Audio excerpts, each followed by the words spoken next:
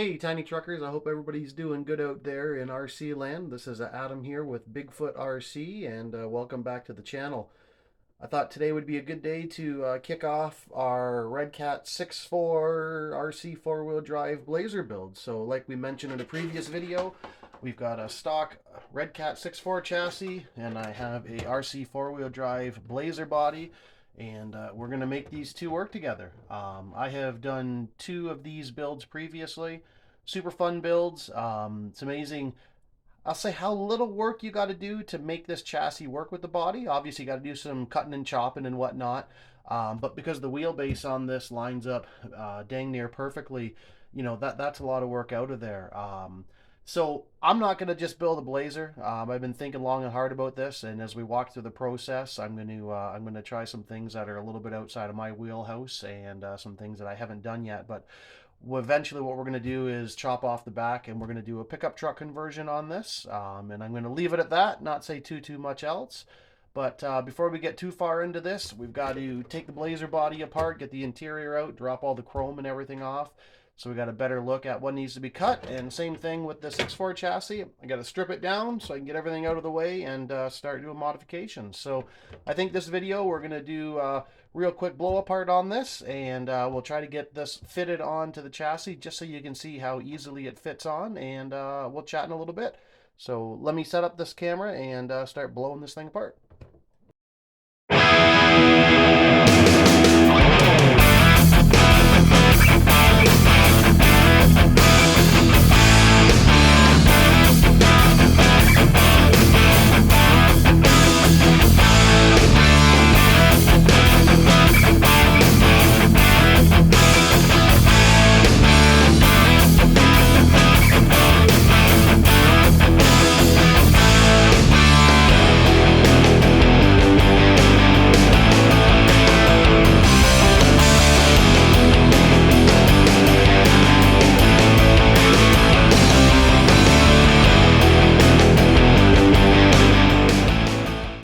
So that's all I'm going to strip off it for now. I'm going to leave the servos, the arms, and everything in there just so I can help get my measurements on the body when we get to be at that time. I know from previous experience, not really much modification has to be done up front.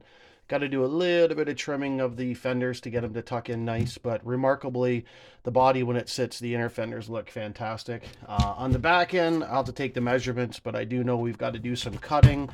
If memory serves me correct, put the fuel tank back on. The cut line actually follows this slit here, but we'll do some measurements. You know what? I'm going to blast the exhaust off real quick too, because that's probably going to break as I flip and turn everything. And yeah, so this is basically the gist of where I wanted to get the chassis. So let's get the body stripped out now.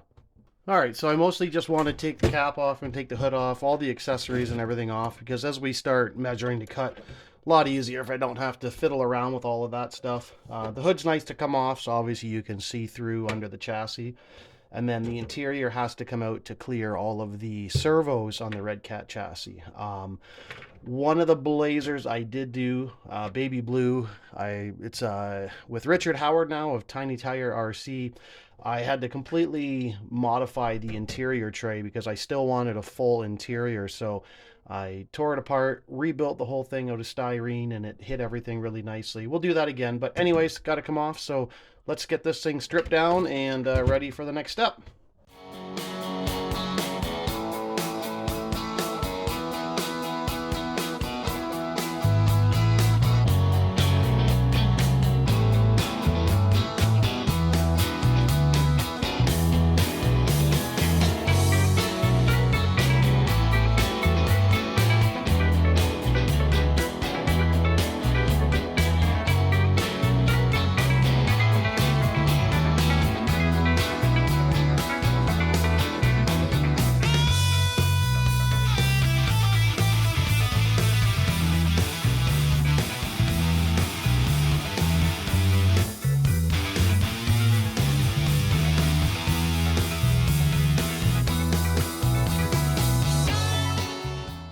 Alright guys, so there we have it. The body's disassembled as far as I need to take it. I'm not going to worry about the marker lights and all that fun stuff so far.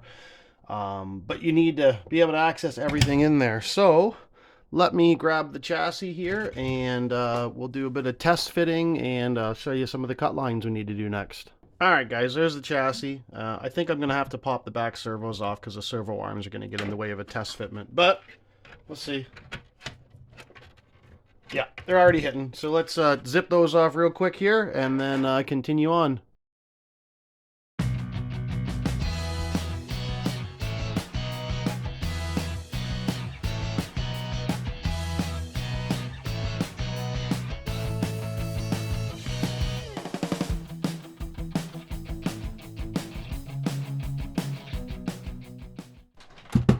Alright, and of course I zip tied down the servo lines before I decided to take them off, so we'll snip that. A couple of servos will eventually go back in. I know this is going to interfere as well, but let's just see if we can't do a quick little mock-up.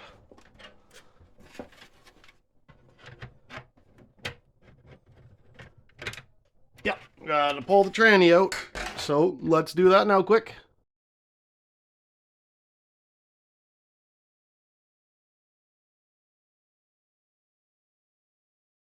Alright, there we go, stripped down chassis. The suspension's just hanging, but that's okay for what we're doing right now.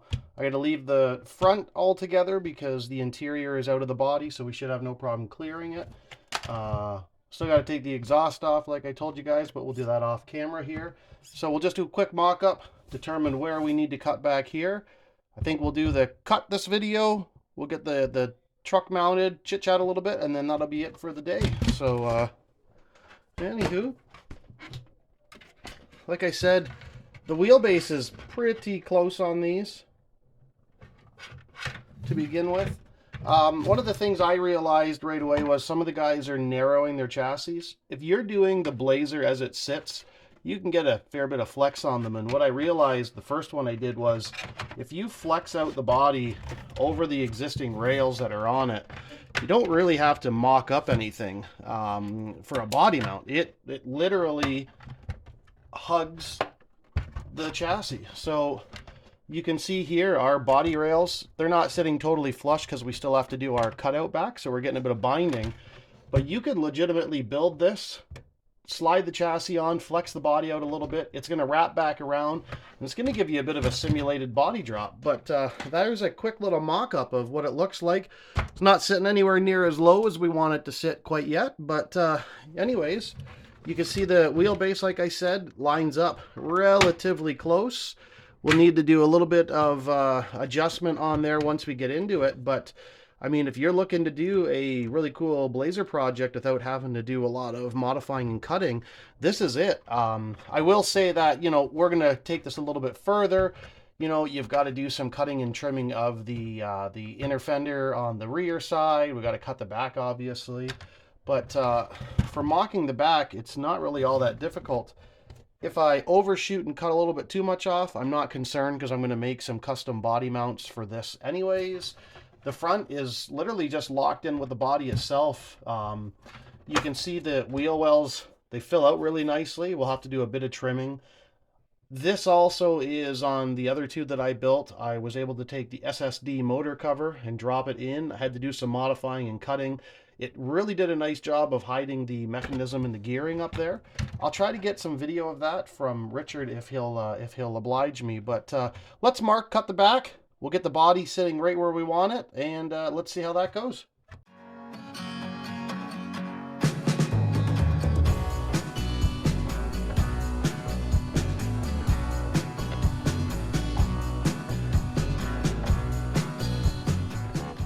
So for the cutting, you can use the saw if you want. I'm just going to, I think, Dremel it off because I've got the Dremel here, and away we go. And you know what? Let's, yeah, we'll be good with that. So let's start cutting.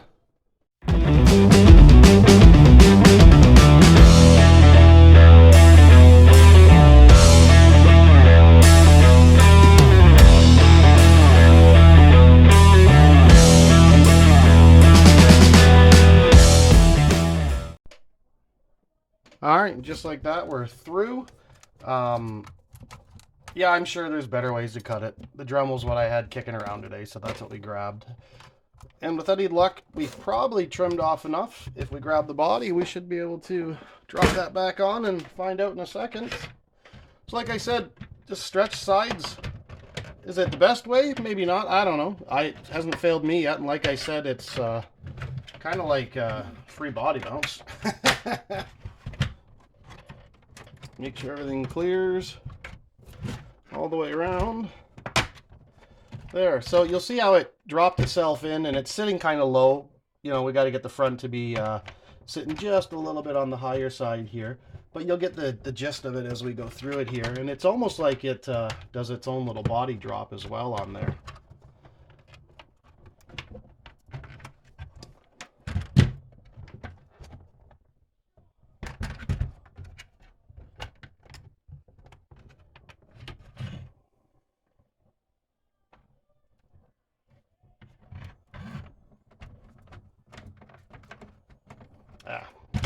Okay, so we're snagging up just a little bit on this side because of the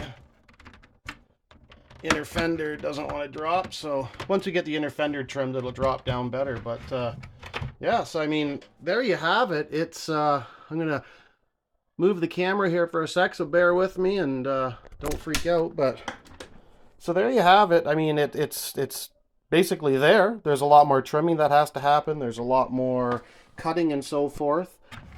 Looking up underneath, you can see the inner fenders are making contact with the bed. So the next step obviously is going to be to remove the inner fender on the back side to get that to lay flat. Once you get that to lay flat, that body line where it wraps around down here, that will continue the whole way around. And with just cutting those inner fenders off, guys, you'll get the whole thing to lay out flat on the rockers. So pretty cool, pretty neat. You know, the front, we'll have to do some cool stuff up there, but that's really it for the time being, guys. So what are my plans on this truck? I think we're going to go the extra distance here. We're definitely going to cut the bed off, like I said. We're going to do an extended bed. I think we're going to do a dually on this one. So that means we're going to have to take the chassis, cutter, lengthen it, make that work. We're going to have to do some extensive modification to the bed itself and basically remove the entire bed to get the dualies up in there. Yeah, so anyways, that's where we're at. You know, it's not a hard project to get this far. The next video we'll come back in and we'll do some modifications to the chassis. So a couple of things we'll do is obviously cut out the inner fenders on the back side to get those to lay better. I'm going to show you guys a few tips and tricks for the frame rails. We can actually C-notch the frame rails and get the rear axle to lay as low as possible. And there's a few things we can do up front as well to get the front to lay out a little bit more. So anyways, guys, I hope you enjoyed the video. Plenty more to come on this rig. I'm sure this is going to be a winter-long build session for us. And no, those wheels and tires are not going to stay on there. I was thinking it would be really, really cool if we could do like a semi-tire, but after I've looked and I've measured, I think the tire itself will sit higher than the fender. So the reality is we probably won't be able to go that route, but we'll definitely get some dualies on there. So anyways, thanks guys. Have a good day, and we'll see you again shortly.